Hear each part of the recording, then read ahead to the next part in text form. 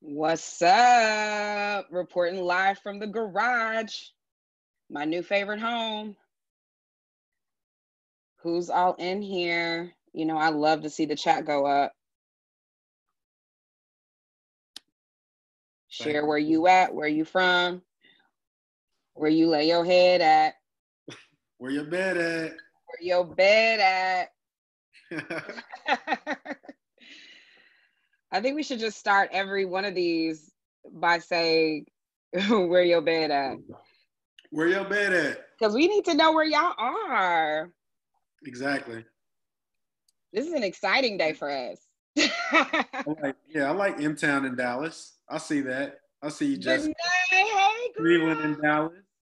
Okay, cool. Dallas is in the building. I'm feeling like, man, I like this. Double D stuff. Hey, Daria. I'm gonna say Hey, Siobhan. Oh, Siobhan tuned in. She's in San Diego. Okay. Oh, y'all out here today. Mark, what's up? You say nap, I guess you gotta have it all caps. Gotta be all caps. All caps, but no cap. No cap though. Kelly, how you doing today? Yo, I'm so tired. I don't know. Like I get Denver. Hey Josh, I get I get a little bit nervous before all these things. I don't even know why, because we like to talk. So this shouldn't be too tough for us. But when we have special guests and such, it's a little bit different energy. How about you? Feeling good, feeling great. Got my run in today. You know what I mean? Yeah. Run in today. Got some stuff done important at work. So I'm feeling good. Catching my stride. I heard that. Tuesday definitely feels like a Monday, though. I'm not even gonna hold you. It does. It feels, I don't know. This week is gonna be another week that I think goes by super fast. So either way, it's gonna be a good week. Hey Nicole, I wish I had some sip and share right now. I should have ordered me some. I know, right? Some sipping there. Word. So I'm looking at some people in the chat. Looks like it's a lot of founders in here, a lot of entrepreneurs, a lot of people just like to get it out the mud. I see a lot of new entrepreneurs in here too. Ecosystem folks. I'm glad y'all here. I just posted in the chat. I said, if you're an entrepreneur, say, hey.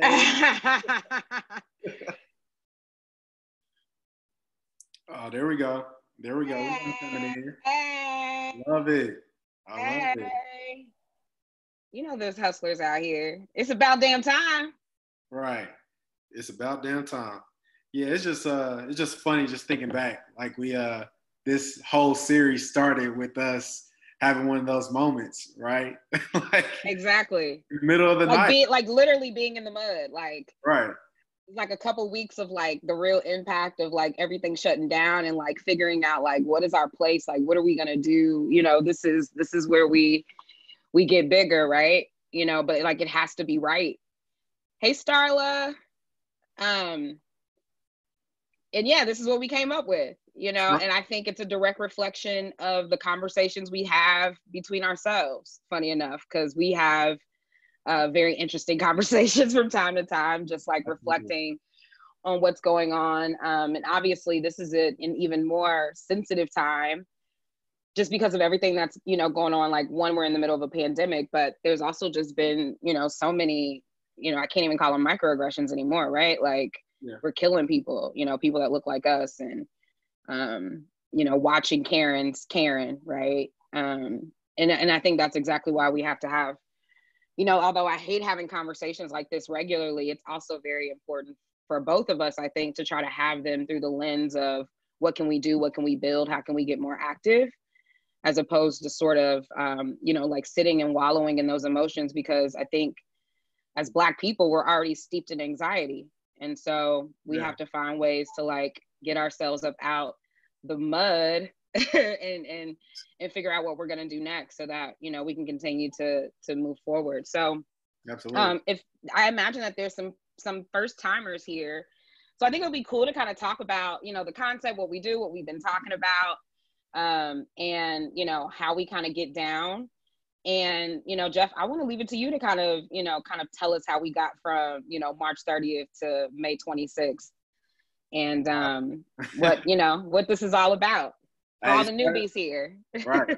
Started from the bottom, aka 11 p.m. on a random night of the pandemic, having a conversation about realizing that a lot of the founders that we had been working with through our foundation, Nimble, were here really left trying to figure out exactly how to pull themselves up out of the pandemic, really figure out a way to not go under.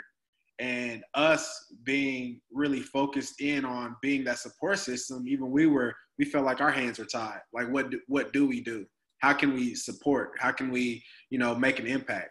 And it was out of that conversation that we said, well, we're going to start organizing and finding all the resources that are geared toward, our community. But secondly, let's have weekly conversations where we're bringing people on who are climbing up out of that mud, bring them to the front and center to share that free game and that knowledge with others that may be in their particular industries. And granted, we could have just said, we don't really have the money right now, or we don't have enough to give how we really wanted to. But our goal was, while we're working on that, what could we do right now in this moment? So it was out of that vision and that idea that we really just kept running. And, for 2 months now, we've had a weekly session where it was centered on reaching out to someone or having someone that's in a particular space talk through how they are essentially elevating and getting themselves up out of the mud during the pandemic, and also what does it look like for them moving forward in their industry. And we coined this term called the Nimble Chats, with chat being our own personal acronym and our way of spinning the old SWOT analysis, but really focusing on actionable insights. So we called it a chat. Chat being conditions, so the current climates, hurdles, H being hurdles, things that the climate has really, forced us to overcome. So those are the hurdles. A, actions, really, how are those founders, how are those people who are in the mud, what are they doing against to get over those hurdles? And then lastly, those key takeaways, the T's, really how they can then give, we're learning from their actions, but then also just some key takeaways that they can leave everyone else with. We really centered our discussions around that. And then we've also been dropping some free game around sponsorships and some other workshops, because we understand that in this time, and especially once we're all off punishment, a key thing is how are we going to, develop those strong, loyal partnerships long term, and how are we going to get people to see our vision and invest further into what we're trying to accomplish. And because we've had that experience, it's one of those things where we saw that was an actionable thing that we could do to support other folks. So we're in the middle of our what I call a sales boot camp, really figured out, starting with the sponsorship deck, but then leading into really how they can apply that to all facets of their lives, especially from an entrepreneurship perspective. So dang, we're here. This is month 2 officially, like March 26th. We started Tuesday, that March 30th. Yeah. I mean, we actually moved fast. Like, I felt like we didn't move fast enough, but I mean, when we think about dates, like, that actually is pretty fast. So I feel good about that. And for any day, or it's like, sometimes it feels like it's only been a week. Other times it feels like it's been a year. Yeah. It's we've been inside for a while, so just trying to make sure we stay on it and keep doing the things that we need to do. I think we also have to introduce ourselves, right? So if you haven't met either of us, I'm sure you've either met us separately or together or individually, but I'm Kelly, co-founder of Be Nimble Foundation. Obviously, this is Jeff, also co-founder of Be Nimble. We call ourselves, what do we crowdfund the culture? We're ecosystem developers, all rooted in technology and the idea around generational wealth and how do we create generational wealth in underrepresented, underserved, under-resourced communities like our own. We specifically focus on Black, but obviously have, a penchant for all diversity. And so that's a lot of the work that we do here. Again, if you're not familiar already, we have an amazing event called the Party Gras Ball. We raise money for founders. We have an accelerator. We're currently working on a fund. We have an Ivy Tech certificate program that we're about to launch in August. currently doing a sales boot camp, like anything we can do to make sure we're fully equipping people with what it is that they need. And we base those things in capital, connections, and community. And so I think this series has kind of been the culmination of all things. I'm actually going to stop sharing my screen for a second to kind of talk about, you know, what the plans are for right now. So we do have a very special guest that we're super excited about. We have Arlan Hamilton that's going to be joining us today. She will be popping on around 7:30, and we'll be able to spend some time just talking to her. So while you guys are in here, please, please, please, please, please throw questions in the Q&A, throw questions in the chat. We want to make this as interactive as we possibly can.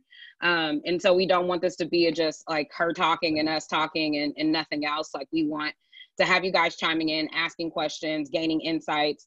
Hopefully by now you guys have either read the book, started reading the book, listen to the book. I listened to it first. I'm an Audible kind of person, podcast person. So I, like, a couple of days after it came out, I went straight to just listening to it. But I always buy the book because I like to turn pages. And, you know, like, I think this is just an amazing, I think, one, Arlan has an amazing story if you don't know it already. But two, I think the story she tells in this book are all of the keys that we have to talk about. And I love how she breaks it down into, you know, different areas. And if you haven't read it, you'll see. But we are going to talk a little bit about that, but I think what I wanted to do a little different, because obviously she's, you know, people know her. She's been doing tons of book tours, talking to tons of people.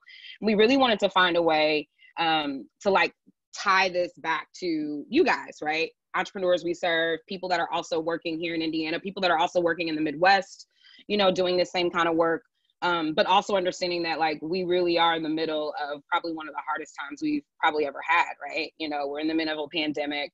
You know, there's already just other life happening around us. You know, people are losing their jobs like crazy. People are trying to understand what they're doing with their businesses. And so we also want to use this as an opportunity to sort of what we've coined, compassion culture, right? Like, we've talked a lot about compassion in these times, and how we got to be more compassionate with ourselves, how we got to be more compassionate with others, but also how we have to be thinking bigger, more innovative, a little bit more ahead. And it's funny because, you know, a lot of the things that we've been preaching since we started this journey 3 years ago has been about this particular moment, right? Like, how technology can help you build and scale companies that are going to be much larger and that can withstand the pressures of times like this, right? Like, we're at a time now where we can't physically go into places and physically have services. And now we're trying to figure out, like, what can businesses and business models change so that they can adapt to the new normal. And even with tech companies, you know, they're having to see the same thing. So we really want to try our best to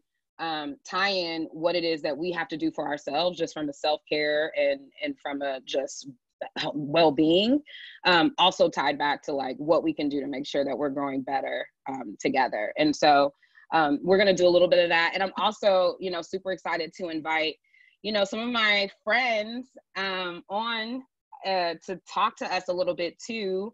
And while we're waiting on Arlan to hop on, she'll be hopping on around 7:30. I do want to invite someone on camera, if she is okay with that. Hey, Meg. Sorry, I'm back in the chat. I like when I see people chatting. I want to invite Nicola. Are you still? I thought I saw you in here. I just want to make sure you're on. I want to invite you on camera because I really want you to share, like, who you are, what you're working on. Nicola's out in South Bend, but I'm gonna let her talk about that. But I love what she's doing. I love what she's doing up north, and I love, you know, like, we have fantastic conversations, and I think, you know, seeing other people that do similar things to what we do in other parts of the state, I think is really important to show. So, Nicola, I just gave you speaking. Well, you should have it. Hold on. Did I lose you? I think I have speaking right. Oh, okay. I hear you, but now I'm trying to see you.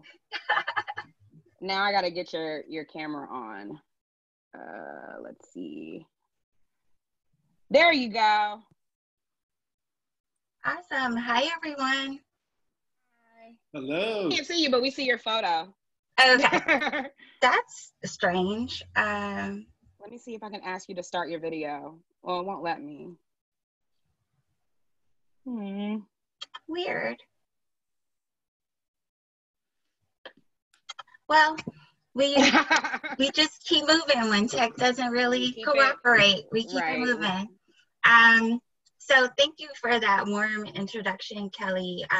Everyone, I'm Nicola. I'm based in South Bend, Indiana, and I'm also the chapter lead for the SoCal Foundation Indiana chapter.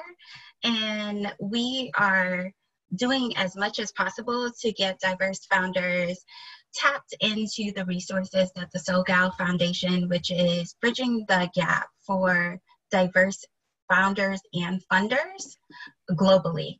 And so it's a network that you can tap into. There is no membership fee, so it's free for anyone. And right now it's a phenomenal time to tap in because all of the webinars that are being put on globally, anyone can tap in because they're all via Zoom.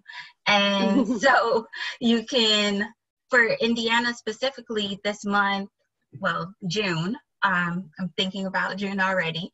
June, we will be doing a webinar focused on HubSpot 101, how to use the free version that startups get access to and don't know necessarily how to use it, but you have access to free resources. So we'll be using that and having a webinar on tidbits of how to navigate that, as well as how to navigate using a Google for Business and how you do that as well. A bit about me is I have a startup, it's called Kokoro, and we focus on the well-being of founders like yourself and how you track your well-being over time. So we provide assessments as a service where you assess your baseline, and over time we're tracking that so that burnout doesn't come and sneak up on you and you're like, oh my God, I'm burnt out. I didn't even know I was heading there. We are tracking you from when life is good so that we know what well looks like so that we can maintain that over time. And in the time of Corona, we have journaling and a gratitude practice because we know that with reflection and pauses, we are able to boost our immune system. And so as a result, we're offering that to founders nationwide every day at 2 p.m. And for those interested, I will drop our email in the chat and just reach out and we'll include you on the email trail. That's dope. Thank you, Nicola. I do have a question for you. Like, I'd really love for you to share a little bit more about what the ecosystem is like up there in South Bend. You know, I know the Idea Center is up there and Notre Dame is up there, and obviously you're doing fantastic work with female founders and also the work you do with Black founders up there. Like, I'd love for you to share a little bit more about just what the landscape is, what it kind of feels like compared to, you know, I think what we've talked about with what it's like here and sort of trying to get to this next step. So for any founders that are on the call that's in a smaller town, for context, South Bend is a population of, when we're wet, we're a little bit over 100K. So we are a very small town. We have a very prominent institution here in Notre Dame, and that doesn't necessarily mean that access is readily available or accessible.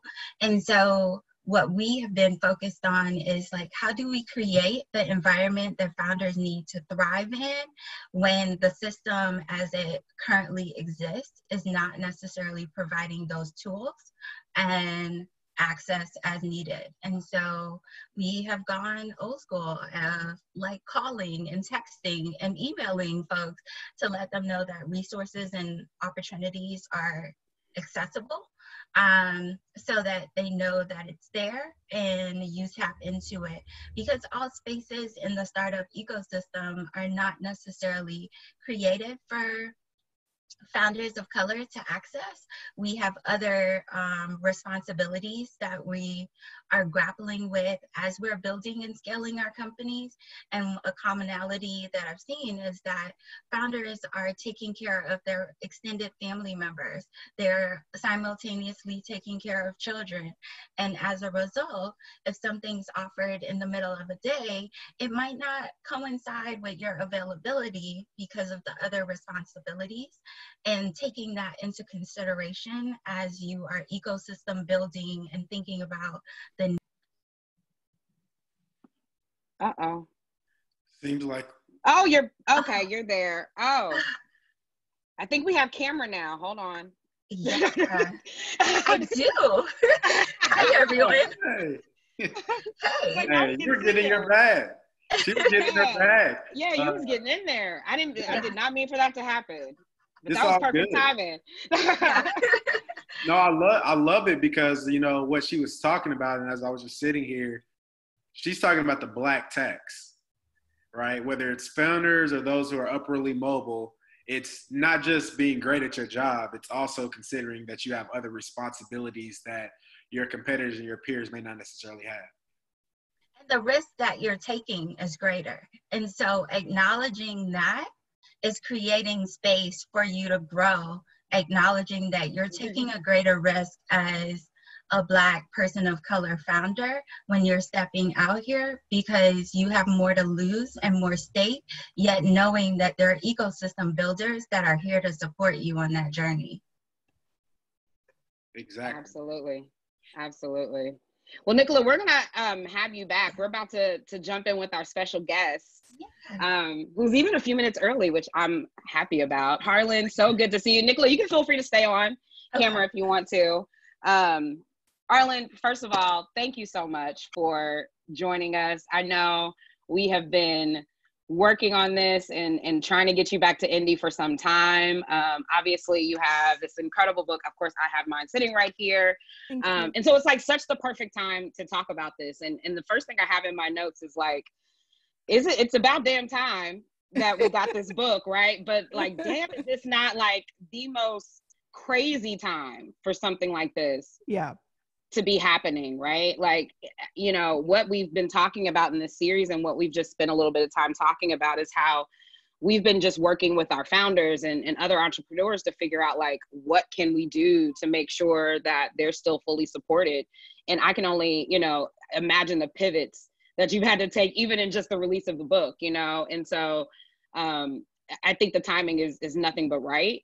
But I'd love to hear what your experience has been since, you know, releasing the book and how things have been so far and the response. And you just made a huge announcement today, so I'd love to hear more about that too. Sure. Yeah, it's been a pivot. It's been a pivot with the companies. I have 3 different companies. All 3 of them were affected, mainly Backstage, the fund, and Backstage, the entity, the S Corp.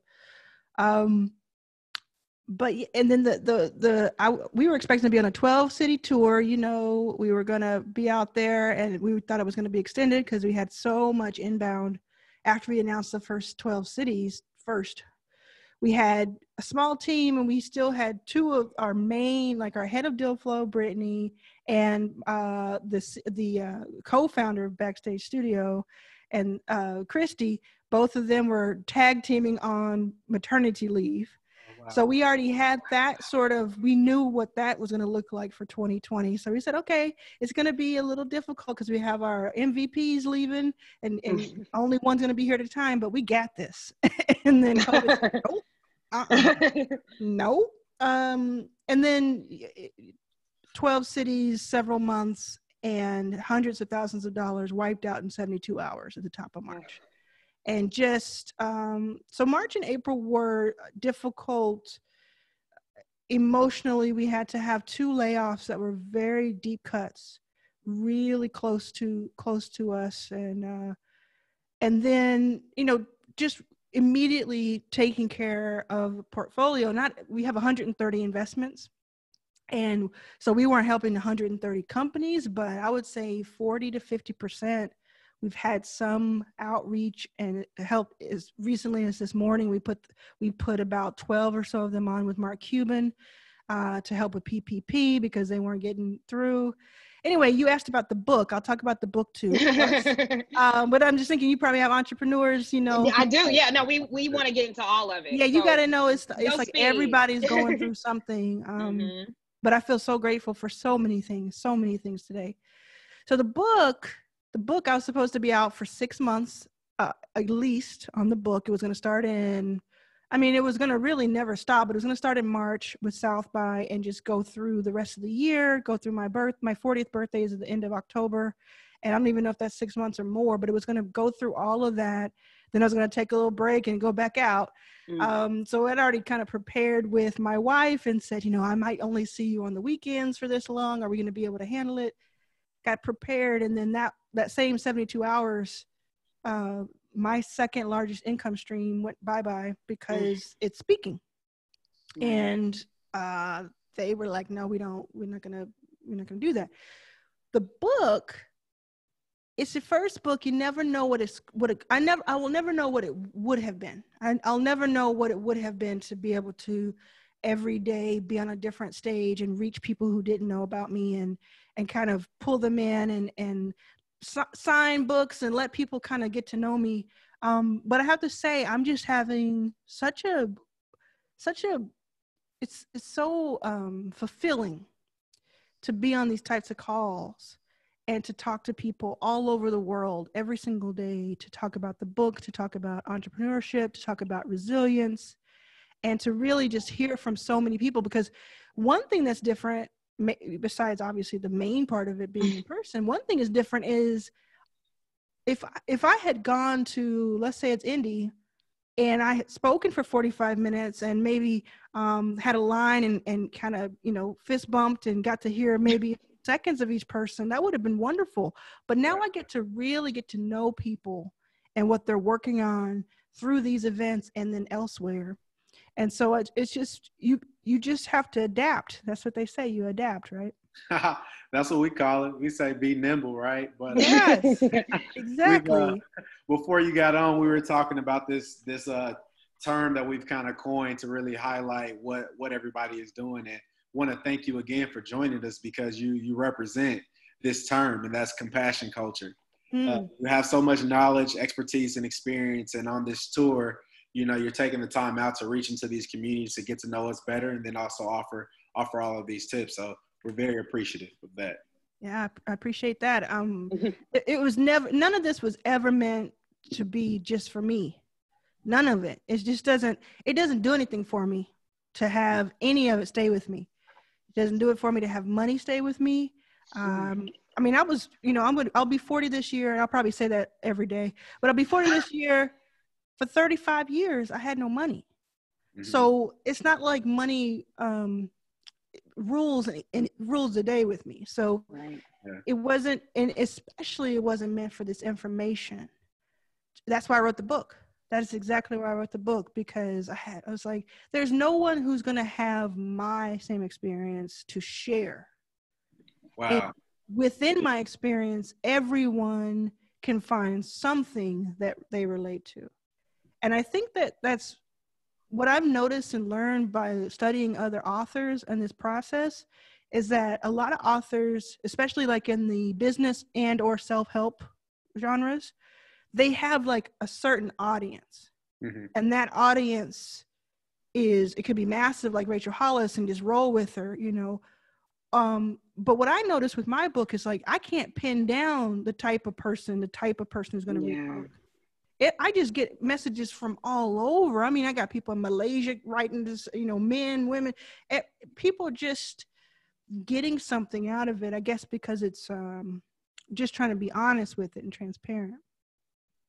I think that's something that I loved the most about this book. I mean, I read a ton, but I think what I loved is the anecdotes attached to the lessons, right? Like the way it's broken down into, you know, like resilience. And because like you can either read the entire book, or you can say, I'm having one of those days where I need to read about confidence. And you go to the confidence section, right? And so obviously I have some of my like favorite stories, but I think something that you've started to hit on, like probably by accident, is actually one of my favorite sections, which I call the privilege section, even though this is probably not what you meant for it, but let someone shorter stand in front of you is like hands down, for multiple reasons. One, because my first concert was Michael Jackson and I was 5. Okay. And so I was just attached to like the Jackson concert Jackson, experience. You know what's up. Yeah. but I just love the story you told, and I'm gonna probably ruin it for anyone that hasn't read it yet, just to kind of get to the end result. But the idea that you getting an opportunity to do something and then being able to go back and pass that back down, which I see as using your privilege for good, right? Like you get the privilege of being able to do something, and then you find a way to give those lessons back. I mean, granted, like given the story you have and what you've been through, like, has that been something that's always been a part of you? I actually answered a question very similar to this yesterday from Taylor. I should probably invite him on camera too.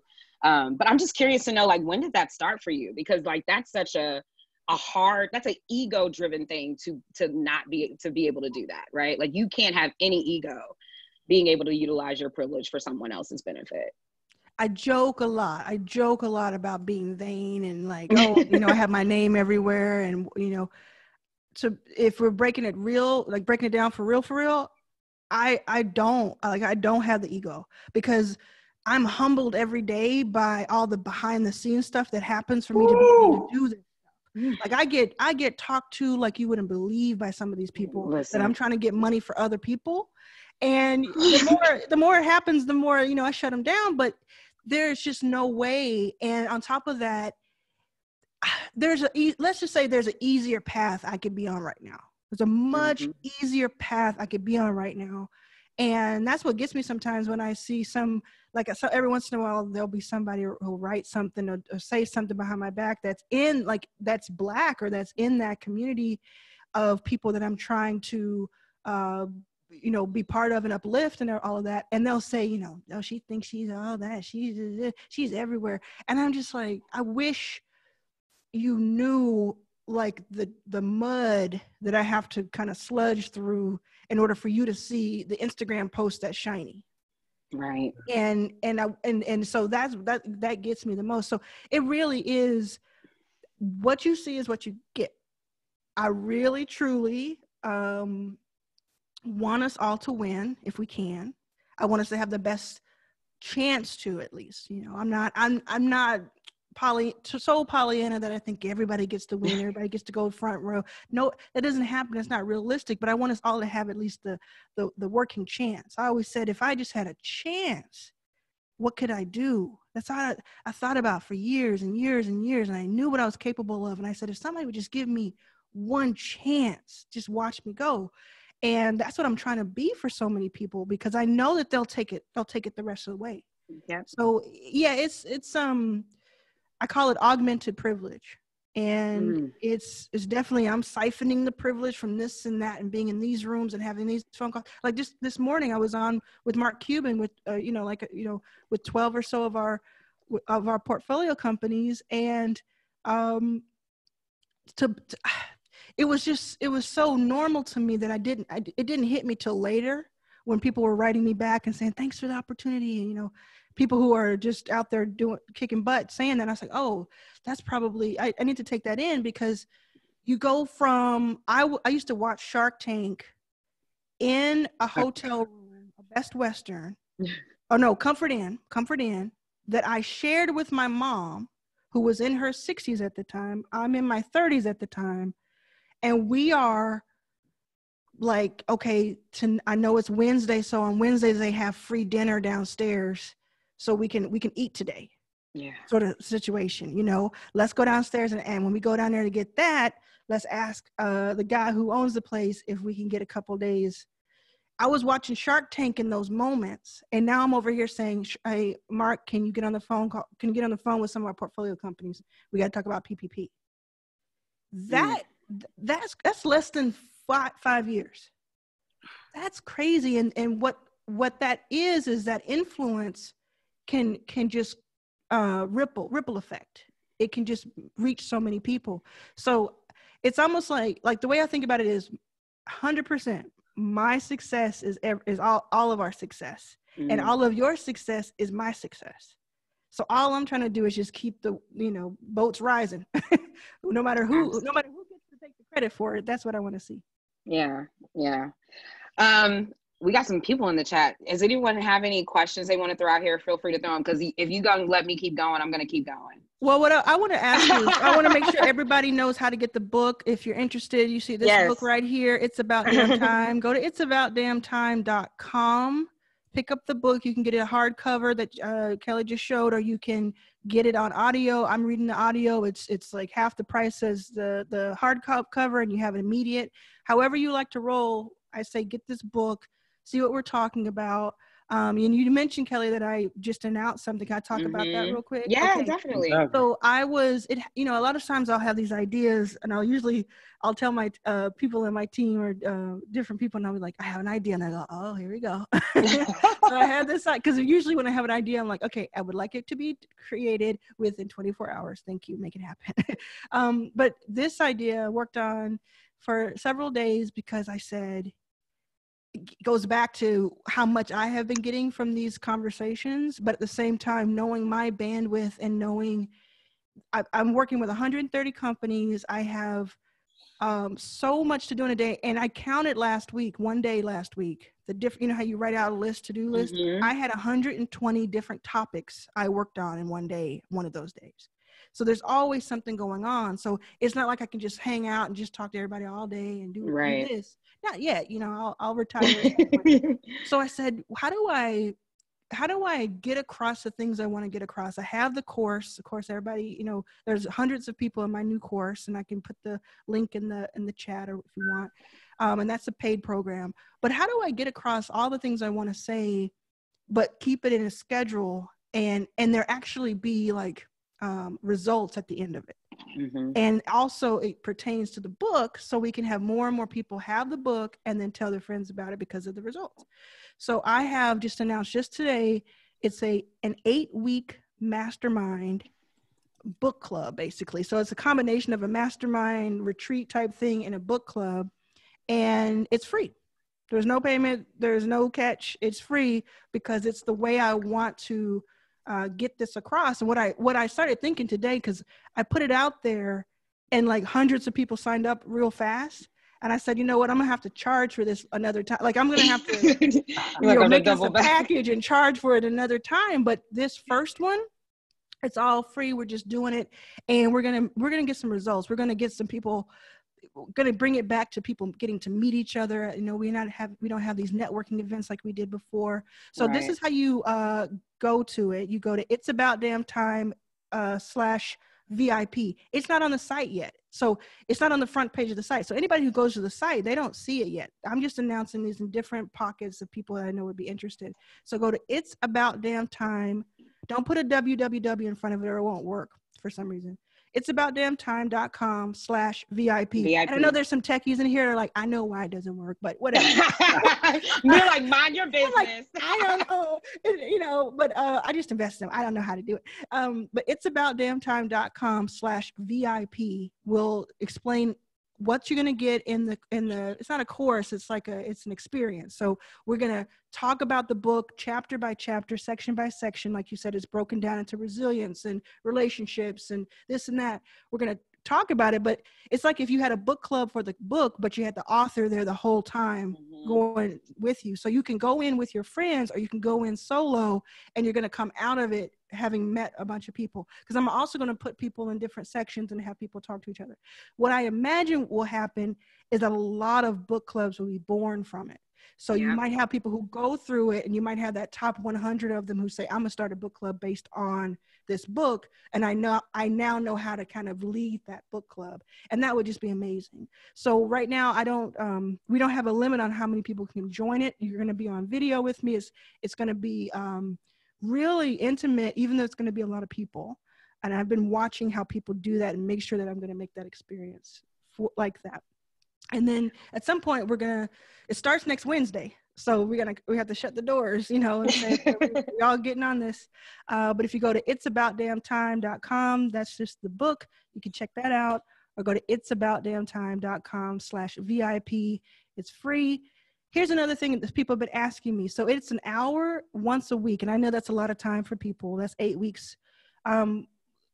I personally think you'll get the most out of it if you're able to attend live, because you'll be able to ask questions, you'll be able to do the interactions that we're doing.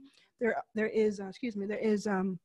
are 2 downloadable PDFs that come with it, and we'll be filling those out in person.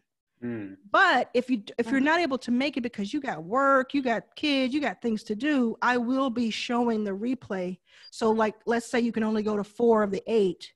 You can go back and say, okay, that's what they talked about in that one, so I'm not left out of it. And you can do that over the weekend or however that works for you. So don't not sign up because you don't think you can make it to all 8.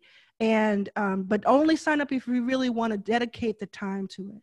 I just released a 12 or so minute podcast episode this morning that describes it more and tells you who I think should sign up. So if you're on the fence about it, go to the site, check it out, but then go look at Your First Million, the podcast. And it's by me, Arlan, Arlan, and listen to the latest episode that's called The 8-Week Mastermind. It's not hard to miss. And let me see you there. Let me, when we get into the group, raise your hand and say, this is where I saw you. I first saw you at the Nimble. You'll be Nimble. Right? And let's see you there. Awesome. And then you have an interview tomorrow with T-Boz, right? Isn't that tomorrow? Like, that's tomorrow. That's wild. I mean, no one has said it to me. I've said it out loud, but no one has said it back to me. That is correct. I'm like, of the TLC? Of the TLC. Now watch it be some like T-Boz impersonators. No, it's the T-Boz. I interviewed Khalees a couple of weeks ago. I don't know how. I don't know. The T-Boz, so Khalees got in touch with me. She did Bossy and Milkshake and Caught Out There. She got in touch with me and on Instagram and just said she loved what I was doing and she wanted to talk. And I said, we'd love to interview you. So we had an amazing interview. You can find that on that podcast too. It's a few back. Look for that. Talked about like generational wealth, talked about owning. She has a farm. This is Khalees. She has a farm. She talked about all kinds of she blew our mind, really. She really, really did. And it's a great listen for an entrepreneur. T-Boz, now I have to give all the credit to my brother, Rook. He lives in Dallas. That's where I'm from. Hey, and he wrote me. Dallas or Rook? Which one? I'm in Dallas right now. Oh, great. It's a few folks in Dallas here. So he's like Real Life Records in Dallas. Okay. Yes, and that's where my family lives. And so Rook, he's a rapper and mostly a producer now these days. He's been around for about 20 years. Since he was 15, he taught himself how to produce on an old computer that we had. And he's just a hacker, just in a different way. And he works for me. He does a lot of content and stuff for me. So he sent me a text one day, just maybe months ago. And he said, I may be able to get you T-Boz on the show. And I'm like, which T-Boz? Who are you talking about? Because I was like, TLC, that's the soundtrack of my life. I don't even know how that's possible. And so over the last few weeks, she goes in and out of having medical issues because of her lupus and her sickle cell. And so she goes through different things. But the last few weeks, she's like, I want to do the interview. So we're going to do, and she agreed to let us do it while other people are watching. So it's like, imagine this, but it's T-Boz instead of me. and you get to kind of listen in on how we talk to each other as we record this live to put it on the podcast, and you can ask questions within the chat. Oh, that's really cool. Yeah, so it's good. And I'll have my friend Janine, who is an amazing musician from New Zealand. She came into the Khalees chat and she had some awesome questions. So we have her on camera. We had her on camera the last time. So it's going to be really, it's intimate. It's usually less than 100 people. It's just kind of an intimate situation, and you get to kind of see it happening, see how it's made. And it's T-Boz. I don't even know if I can say that. How many times I can say that? That's T-Boz from TLC. Like, what I mean? T-Boz. Like the T-Boz. I know she's done some reality stuff and this and that, but you gotta understand, I mean, how many years of our lives has TLC been, and formative years for me? I mean, just incredible music, incredible track record. And from what I hear from other people, back channels, just a really, she kind of keeps to herself, but she's a real one, it's like she helps other people and things like that. So I'm looking forward to it. When I spoke to Khalees, I had was able to, ask her some questions she hadn't been asked before.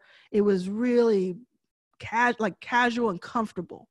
And so I don't know exactly how it's going to be with T-Boz, but that's my goal. That's my aim, is to make her comfortable enough that she'll talk in a way that she doesn't often get to.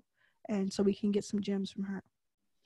I think what I love the most about the podcast is that you're basically telling that it's a founder story, but it just depends on who the person is and what it is that they're sort of going through. I think something interesting that's sort of happening right now, especially in the wake of pandemic and everything being shooken up, is this new, and we have a few minutes left. And so we have a lot of founders in here and a lot of people that are just thinking about what their pivot's going to be, what is life going to be like after that. But a big chunk of what we've been spending a lot of our time on are people in different industries that haven't really embraced technology yet, or not sure, how they can make it through. Like, what is some advice? Like, what is your, I don't know if it's a prediction or your thoughts on just like, what is life going to be like after this? Like, are we all going to be using technology a little bit differently, incorporating it in our businesses differently? I would love to hear what your thoughts are on kind of. Yeah, I like that. It's about damn time. Yeah, I don't think that everybody's going to have to become a coder.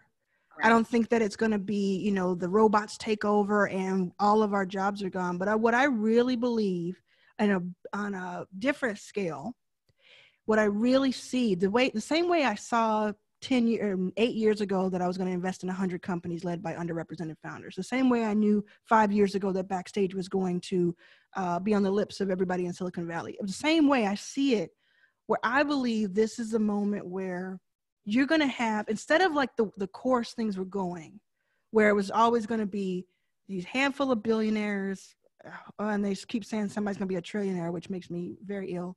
And then a lot of millionaires, and yes, let's try to attain that, and let's try to get our place. What I think is really going to happen is now there are going to be so many people who have, I'm calling them mini, M-I-N-I, mini empires, where, like I say, right now there's 33 people participating right now. Whereas before, I think we would have had the conversation of, let's see which one of you is going to be the millionaire. Which one of you is going to make it? We're going to try to get all of you to feel like you can be, but we know deep down that one of you is going to break out. I think today you're talking more like 50% of people, and not only being millionaires for the sake of being millionaires, but I'm saying people who are like, no, I pull in $250,000 a year working for myself, doing the thing I want to do, living where I want to, traveling where I want to do, like the degrees and the descriptions of success are going to change. They have to change. And when that happens, and because that happens, so many more people, and because we're like, oh, like the world really is in our hands. Like there really isn't some puppet master that's making everything perfect. We see that now. Like it really is like everybody for themselves. We're going to start collaborating a lot more. And it's going to be more like, okay, so I'm going to pull up in my boat. I'm going to come swoop you up, but you hold your boat over there because, we'll take that next weekend. It's just going to be, I don't think it's going to be a lot of people just with frivolous things like gold watches and chains. I think it's going to be, I have enough to take care, more than enough to take care of myself and the people around me. And so many of my friends do as well. There's an abundance because we're sharing it more evenly and because we're going after it with more abandon. Yeah, I love that because that really speaks to, it seems like this season is really forcing us to be more considerate of everyone else and more compassionate. So we're sharing more of those resources. And with that, thinking about, you mentioned 100 underrepresented founders. And when we think about what makes them unique, one of those things is you're talking about, you got it out of the mud. And so are all these founders out here, right? And I think that's probably where we shine the most because we're used to doing with less. So what are some of your tips or feedback that you have for any of the underrepresented founders on the call with respect to how they should be navigating this season right now and what they should be looking to once we're up? I think really tap into what makes you you. Really tap into the pulse of what you understand and what you believe. Let me go there because I'm just coming up with this right now. And that kind of drew me to this. What you believe. I think a lot of people, for one reason or another, and it may be very legitimate reasons, for one reason or another, feel like they need to be middle of the road about something in order to like not rock the boat, in order to be okay and keep that job and keep that insurance and all of that. And I feel you, again, I'm coming from a point of privilege, not having children. So there's a lot of, oh yeah, I would, but you know, you don't have 2 kids. So I know, you know, what are you talking about? But really, there is something that clicks. And I'm saying this as someone who has raised millions of dollars, who has generated millions of dollars in revenue. In the last 5 years, we'll say it again. There's something that clicks when you have a strong opinion and a stance and you're willing to stand up for something, because then it makes it easier. You know, there's this phrase I say a lot, and some of you may hear it already, I've heard it already, where I say, be yourself so that the people looking for you can find you. You add on top of that a stance and an opinion that it makes it easier for them to be drawn to you, for the right people who you need to be drawn to you to be drawn to you. And so I don't think this is a time for people to shrink and to be shy. I interviewed this guy named Chase Jarvis, who's a photographer and is the CEO of creativelive.com, an ed tech company. And he said just a few days ago, he said, right now is the riskiest time to play it safe. And I had to have him roll that back, because I was like, that is so true. And I just think in general, if you don't, it's like, you know, if in the middle of the road, it's so packed, but you stand out when you have your own opinions. And so I would say this is also not the time to like, just, okay, let me look at what trends there are. Let me look at what I think COVID is going to do to make, you know, let me get right ahead of COVID so I can make the thing that they're going to want. Because by the time you figure all that out, it's going to be old news. Whatever you thought was going to be old news, and it's going to be crowded. But if instead you're listening to the pulse of the people around you, of what they're talking about, of what you're anticipating they may need, rather than, let me see, what did that website say the top 10 things we're supposed to do? Gotta love those hit lists. Yeah, instead of that, just say, you know, so I use this analogy, and I think it'll be helpful if I can get it right. I used this analogy one time before, just once. And there was a small room of investors, and it was just a few days ago in a room like this. And I said that, I did grow up in Dallas, and I was born in Jackson, Mississippi, and that's where most of my mom's side or both sides of the family lived. And so about 4 times a year, we would drive from Dallas to Jackson and go through Shreveport. And as a kid, that's just what you did, right? That was the thing. And I remember Dallas is bustling, right? Dallas is a major city. I remember I would be, not just because I was so excited to see my cousins and my aunts and all of that, but because I would be so excited to go on this trip, because I knew as soon as we got out of Texas and we got into Louisiana, where there are maybe 3 or 4 real stations, I was going to hear the newest music. I was going to hear the thing, because for some reason they were using Louisiana and Mississippi as a testing point. And I knew that if I heard it in Louisiana or in Mississippi on that drive, either way, I'm going to hear it 2 weeks later as a #1 hit in Dallas, but I would have heard it first. And so if you were trying to predict, you might've got that wrong. But if you kept your ear to the pulse of the people around you, that's not where everybody is going. If you make up the questions in your mind the questions you want to ask people, that's not what everybody else is asking. That's where you're going to find the true gem of what you're supposed to be doing next. And I'm just so excited to see what people come up with through that method, rather than, oh, you know, I'm so surprised that 50 other people decided to make this exact type of mask. There's probably a mask that none of us have thought of yet that's different. And it's probably because you haven't sat down with someone who's 70 and said, what would be right for you in this moment? What would be right for you in this moment? And no one else is listening to them.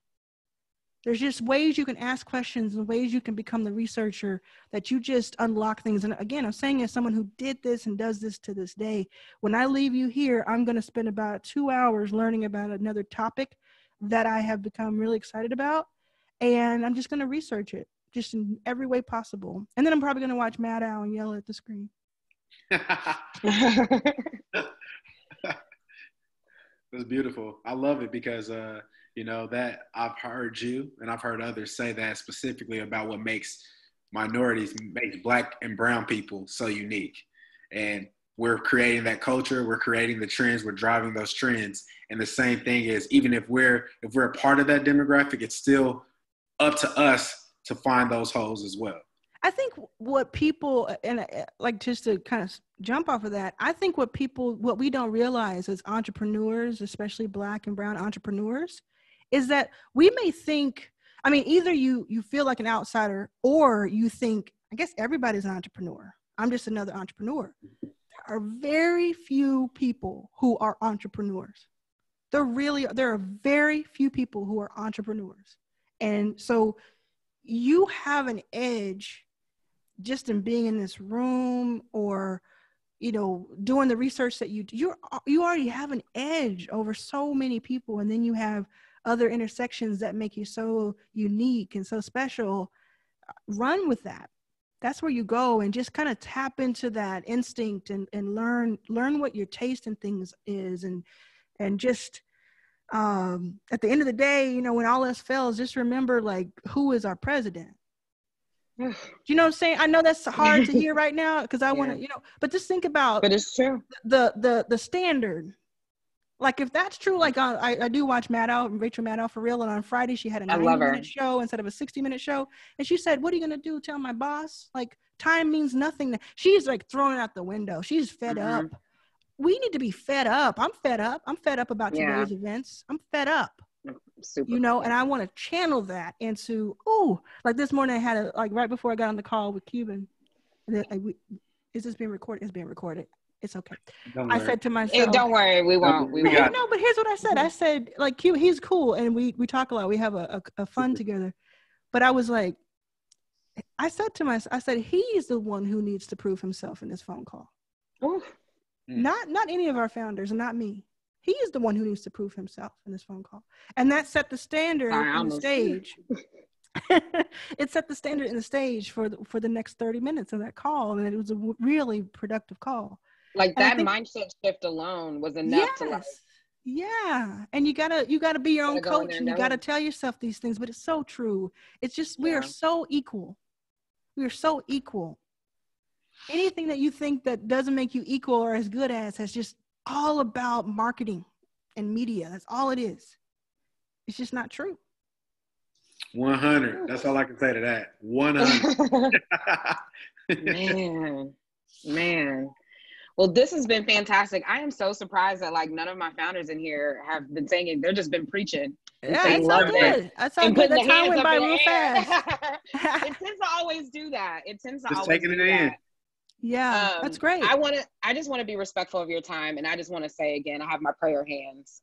Like, thank you so much for, like, just giving us just the smallest even little bit of your energy, because it's something that I think we need. And I had my bullet points over here, and you talked about them all without me even having to bring them up, you know, just through the general conversation. So we love that you're here. Thank you so much for coming. We've put all of your links in the chat.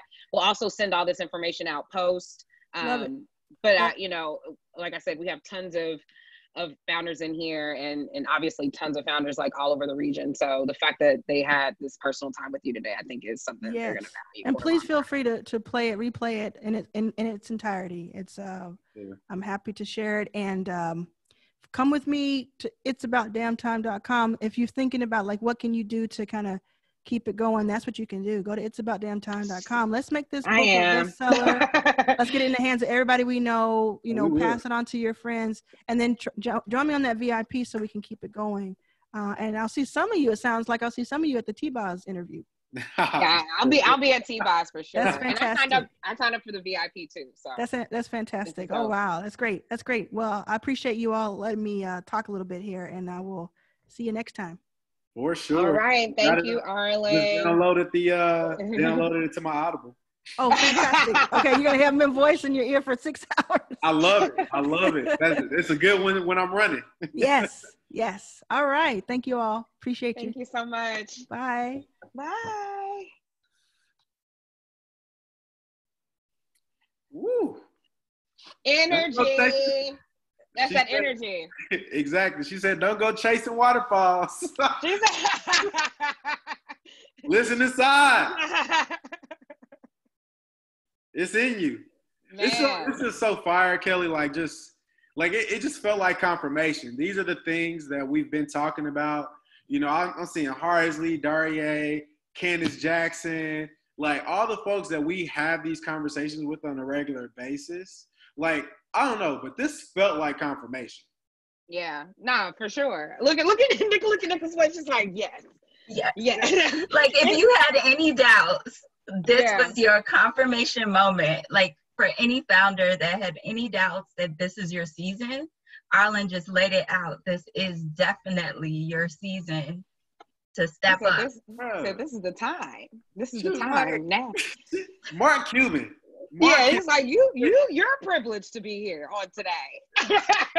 How dare I look at it as if I'm privileged to be in the room with this man? Mm-hmm.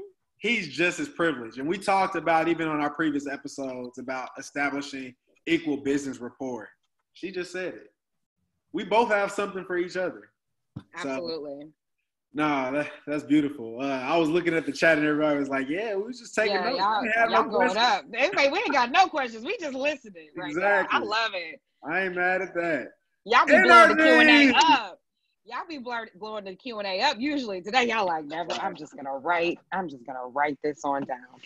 I feel like I couldn't even take notes the way I was trying to take notes. I was just big energy. It's just, you know, and I would encourage anyone who, if this is your first time hearing from her, just to go research. I mean, YouTube University is free, and there's so many quality discussions and chats that she's been involved with, and various pieces and pieces. Like, I say she's a pioneer with respect to showing up to the table. And she's sitting at a table where, you know, Kelly mentions it's less than 1% of founders are receiving funds. Like, she's behind that 1%. like she's at the table fighting, and not just she's at the table and it's not like, oh, well, you know what she just said about Mark Cuban. Like, that's truly who she is. It's like, nah, we got this. You need this. Mm-hmm. This is who we are. We're showing up this way. You're going to invest in this way. Like, she's like that.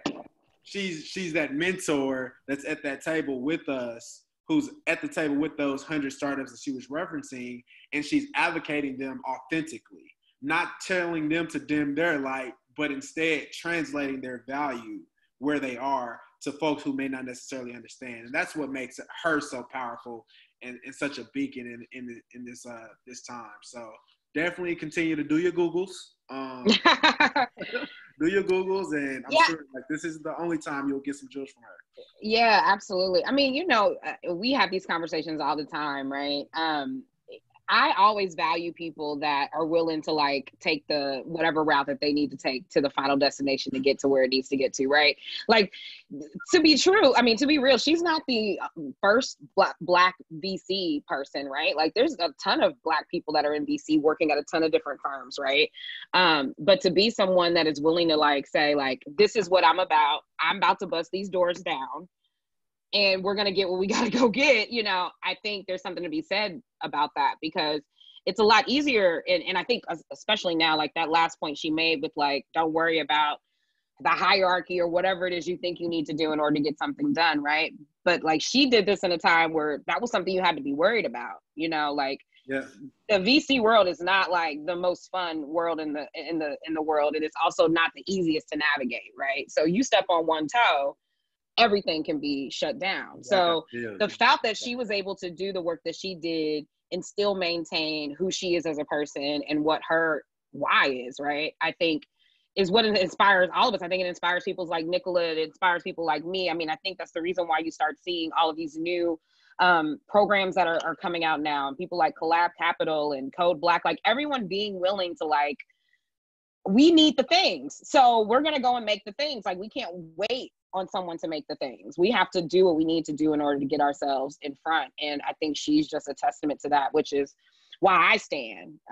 You know, and obviously she has a story, but I don't think her story has anything to do with the amount of impact she's been able to have in only 5 years. And I think we be on our heads because we've been doing this for 3 and feel like we ain't got where we need to get to yet. So, yeah, it's a you know, it's I don't know. It's definitely confirmation to me, and hopefully it's confirmation to everyone that's joined in with us today. I feel like, I know we're supposed to be talking about stuff, but like I'm legit like, I don't know what to say. I mean, do y'all want to talk about the book? Like, y'all want to come on camera? Like, what y'all want to do?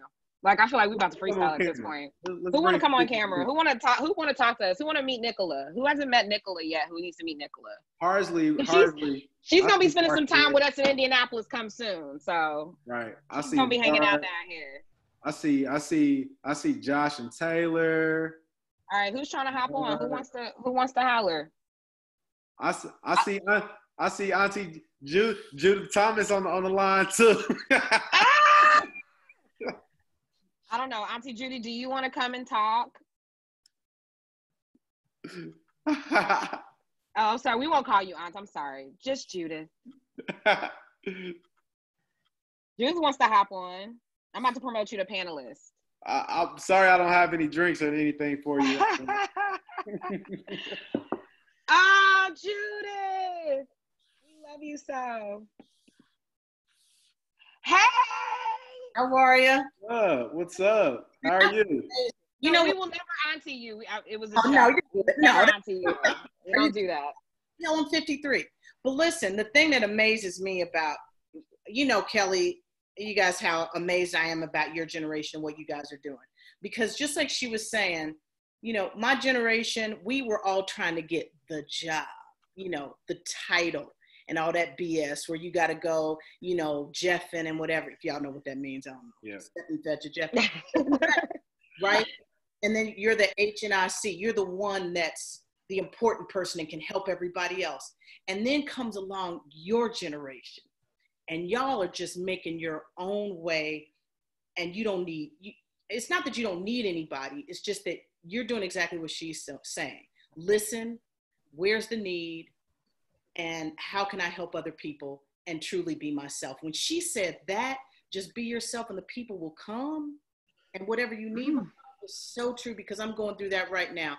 Having resigned from a very exciting job that I thought was going to be exciting to now no job at all, no salary, no insurance.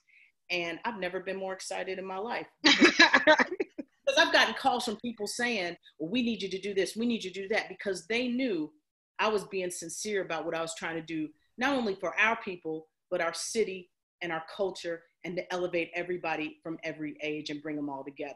It may not have worked where I was, but it's going to work in the future. And it's going to work. It's going to work regardless. We love it. I always love your energy when you come into the room, Judith, every time. I'm like, oh, I got to do the work. We got to do the things. Judith, if you haven't met Nicola yet, I'm saying this like you guys are all sitting in the same room. This is our networking time, I guess. How are you? But Nicola, meet Judith. Nicola's up in South Bend. She does like very similar things that we do up in South Bend. Like, also an entrepreneur, amazing girl. Like, I think it's just great for you guys to connect to. So awesome. New friends Judith, in the room. Nice friend, new friend. Yeah. And Judith is the best. Oh, that's sweet of you. But you guys are great. So just got all the connections. Yeah. Well, keep up the good work and connecting everybody too, because that's what it's all about. And, you know, I don't normally watch the news, but man, I'll sit down on my patio watching it. I couldn't believe the type of day today. And then the stuff that your boy is saying about people killing somebody 10 years ago. And what's the dude from MSNBC show? He was saying, I mean, it's just, sometimes I think it's the end of the world. Yeah. I mean, if you look back on all this, the fires in Australia, Kenya, the locusts, the disease, it's amazing. Yeah. Karen, you know what I mean? Right. Definitely Karen. Returning to Karens. The Karens is coming. God. Yeah. The Karens are coming. But that's why it's more important to do what you guys are doing, because you don't need anybody but yourselves and your network. Woo! You better stop it, Judith. I know. Come on now, Judith. Now. You know how we feel about you, and you said something real. It was like, you're gonna be Judith wherever you go, and people are calling you. You know what I mean? You recently resigned, but yeah, people are still hitting you up. So that means your value wasn't attached to some title you had. Yeah. Oh, thank God. That's what scared me, though. That scared me. I'm gonna be honest with you. I was afraid. I didn't know what was gonna happen, but what was gonna happen is that I was gonna have to find my own way. Yeah. And follow the example of the younger folks. And what is it? And the children shall lead them. Oh wow! Hey, I heard that before. Listen to the kids, bro. Right. You gotta listen to the kids. You got to. I mean, I don't know if we kids anymore. Oof, but we're still the kids. Well, I appreciate you guys having this speaker. Of course. I subscribed to Fast Company, the magazine that she was on the cover, and when I saw it, I was shocked to see a young Black woman on there, and then to see what she was doing. And of course, you have the connection to her. And this would have been she would have been a perfect person to bring to my former job as a speaker, to come and then do all sorts of sessions. Easy. Would have been perfect. Would have been. You know the plans. You knew the plans. You know what the plans were. You can still make them happen, though. We don't know what the plans were. You can make it happen anywhere. So we'll see. We're gonna make it work, and we appreciate you. Well, thanks, guys. I'm gonna log off because I gotta go water my flowers. Bye, Judith. All right, you guys take care. Good luck with everything. I'll see you on the next one. Bye. Bye. Hurt, like, that's the double dose. The double dose of energy. Every time. Big energy. Who said big energy today? Big energy. Big talk. Who's next? Who's hopping on? We got 16 minutes. I'm just kidding. I'm drinking only water, too. Can y'all believe it? I don't have my fancy glass today. I had some I'm on a water. I only had a little shum. I kept it chill. So I'm feeling cool. I'm feeling rejuvenated. Getting my vitamin C. While y'all got me, I mean, what is this? It's we got 16 minutes. Let's call it. Yeah, I was gonna say brain picking time. Who want to pick our brain about something? Who got questions? But now you got questions? No, I'm just kidding. I'm not gonna put you on the spot. Jazz, you got questions? Looking for that, she's like, I got questions. I have questions. I have questions. I have questions. Come on, Benet. What's your question? Benet, you want to hop on? You want to get on the screen with us too? She said, I have questions. Let's see. Oh God. Oh, okay. You can't. It's not an I guess. Either you is or you ain't. Is you is or is you ain't. Nelly didn't even play that. Right. Nelly didn't even play that in his verses. Why are we still talking about Nelly? Why are we still talking about Nelly? Because he should have played that 2 weeks ago. Oh my God. It was 2 weeks ago. She said, what's the prayer y'all pray? Look, we got praying grannies. It's our grannies. It's our grannies. I swear. It's our grannies. It's great. It's praying granny. Nicholas, somebody has a question for you. Kalia does. She said on or offline, but Kalia, you can ask it. You can ask it in the chat if you want to. 1 second, y'all. I'm not doing Jeffrey Riley. I just need to go get a drink. He's not doing Jeff 5.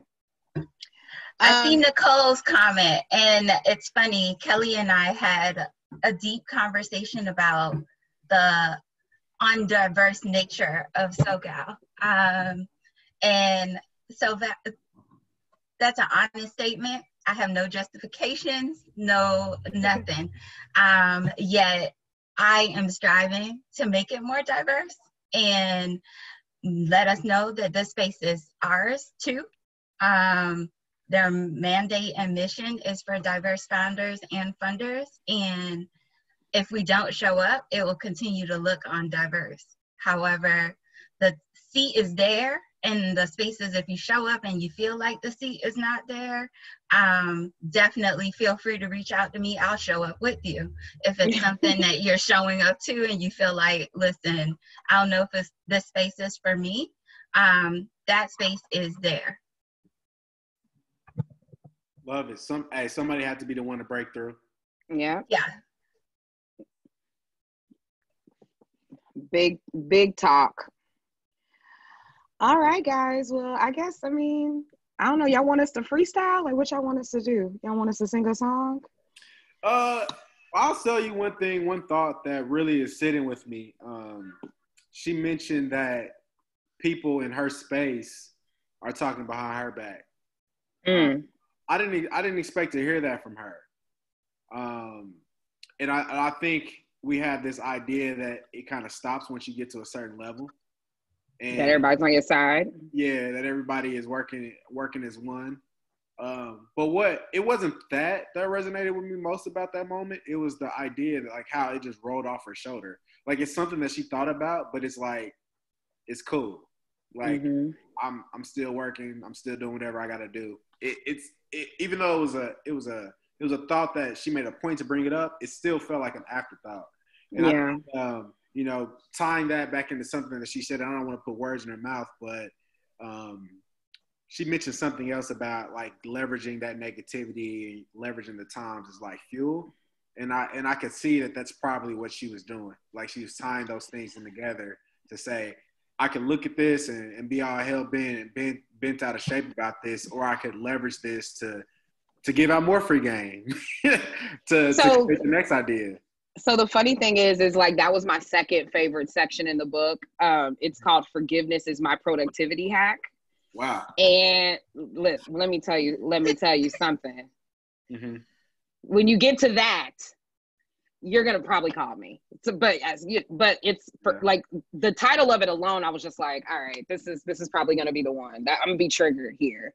And she talks just about that, and she talks about, like, rejection, right? Like, meeting with tons and tons of LPs and GPs and being this close to a deal and then pulling the deal and not finalizing. She talks about, relationships going bad. And she talks about, a little bit like what she mentioned on the call, like people talking behind your back or people saying things about you or whatever. And how she uses that energy. And I think it's so crazy, like, because I feel like it's what we tend to do a lot of times. It might take us a while. Well, it takes me a while to get there.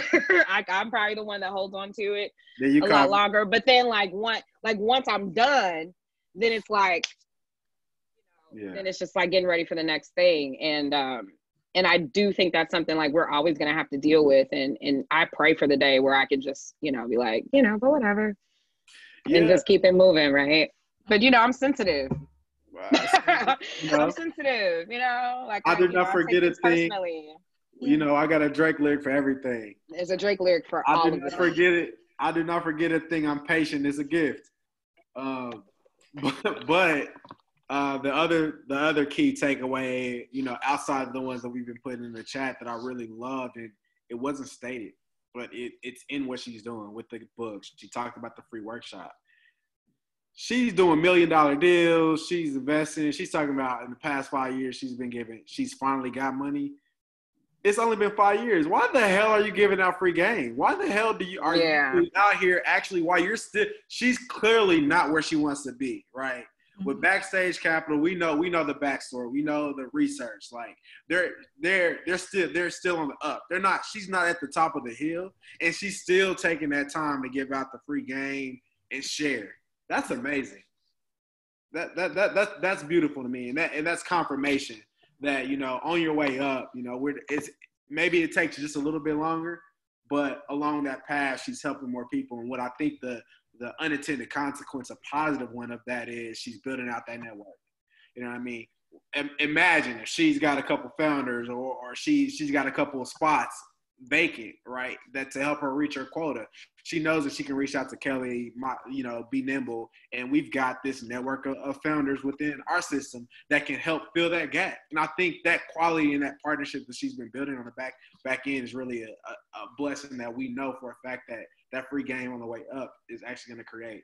It's going to create blessings. It's going to come back to her twofold. Hashtag augmented privilege.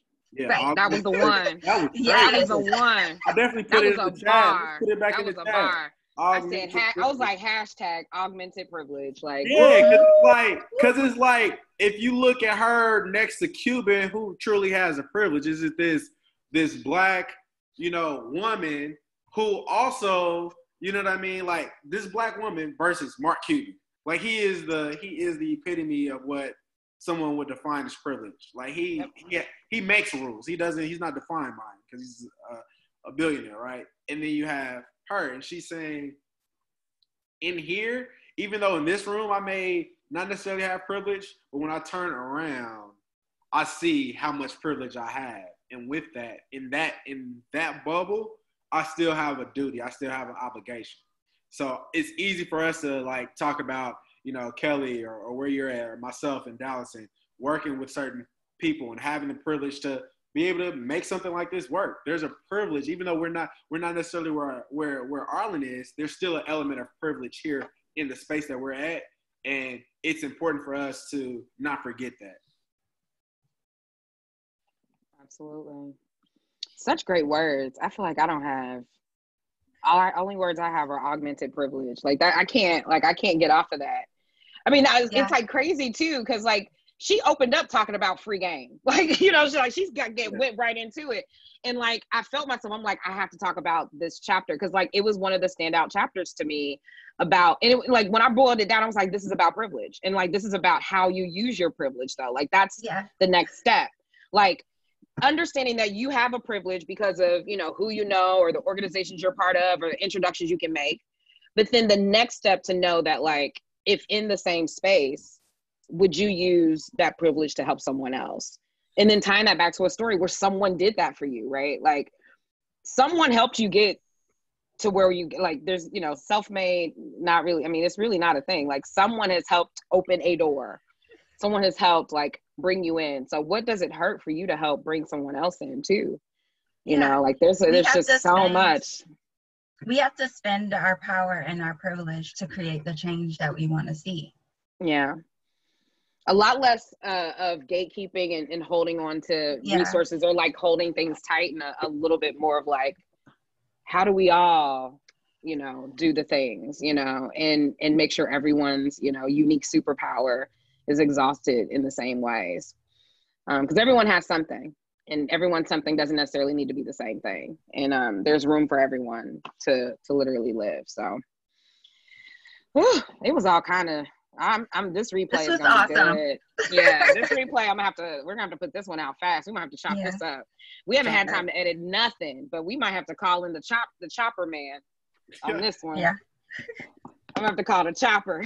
Call the plug. Yeah. I'm gonna call the plug. I'm gonna have to shoot him a little sky beam. See what he can do for us. Hello. You got a minute? And Kelly and Jeff, like without the work that y'all are putting in, like you gotta acknowledge the hard work that the two of you are putting in for Black and Brown founders nationwide. Because it's not just Indiana. Y'all are touching people nationwide, and that's worth everyone taking time to like shower some blessings on the both of y'all for the work that you're doing. Because y'all make it look easy, but it ain't easy. I don't make it look easy. Have me over here blushing, but no, I got like give me like I appreciate the love. I love the love. Whew. I ain't scared to talk about how hard this shit is. Sorry, I cussed. This shit is hard. It's hard, but it's definitely moving in this direction. Like I will say that. So, for sure. But thank you. Yeah. Everything that everyone's doing, every single person in this chat right now, everyone that's screen capping this and sending it to their friends, like all of the things. We appreciate you for pulling up. And this is another Out the Bud, and we're gonna end it 4 minutes early because why not? Unless y'all wanna, I don't know what y'all wanna do. Y'all want more bars? Like, what y'all want me to give you a couple more hashtags? What y'all want? Nothing. I think we good, and that's cool. Like, today was filling. Today was it. Like I'm fulfilled. Yeah. Especially after the way the day started, because it's not been right. It has not been a good day. Soul food on a Tuesday. That's crazy. Absolutely. So I'm gonna I just want to personally say for the people that are still left, Benet, Candace, Eb, Jazz, Jessica, Joni, Josh, Mark, Misha, Mia, Nicole, Ophelia, Siobhan. I love you guys. Thank you so much for showing up. Nicola, thank you for showing up. Jeff, I would never work with anyone else. If we're not doing it together, we're not doing it. So, period. Like if anyone is ever wondered, it's not going nowhere. It's done. So, thank you guys. We're back next week with part 2 of our deck series. So if you guys want to keep hearing us talk about how to sell and get these partnerships and these sponsorships and things together so that y'all can come up out of pandemic times, cutting checks. Let's keep doing it. So thank you guys. Nicola, I'll make sure if it's okay with you, I'll put your contact information in like the recap email so that people can connect with you. And you'll be seeing a lot more Nicola, I'm pretty sure, for the rest of this year because of all the great stuff that we got going on. Pop the squad. Yes. All right, guys. All right. We'll see you next time. Bye, everyone. Bye.